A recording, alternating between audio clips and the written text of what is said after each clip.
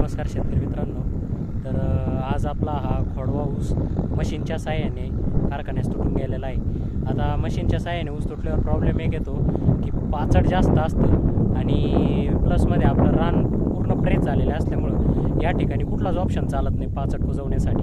पण पाचट कुजवणे काळाची गरज असल्यामुळे आपण बरेचसे प्रयोग करून पाहिले. आधी नांगरट करून बघितली, आडवी नांगरट करून बघितली, डिस्प्लावणी नांगरट करून बघितली, रोटा मारून बघितला, पण कोणत्याच याला आपल्याला रिझल्ट आला नाही.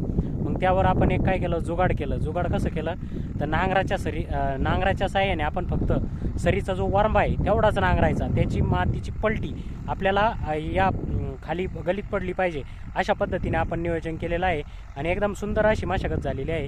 तर ती तुम्हाला या ठिकाणी व्हिडिओमध्ये दिसेल. तर इथं तुम्ही बघू शकता की वरंब्याची जी माती आहे ती बरोबर या ठिकाणी गलीत पडलेली आहे आणि आपलं रान एकदम काळं भोर झालेलं आहे आणि कुठंही आपल्याला पाचट गुंतलेलं या ठिकाणी दिसत नाही. तर अशा पद्धतीने तुम्ही या ठिकाणी पाचट मशीनने तुटलेल्या खडव्याचं ऊसाचं पाचट आपण या ठिकाणी कुजवू शकतो. धन्यवाद.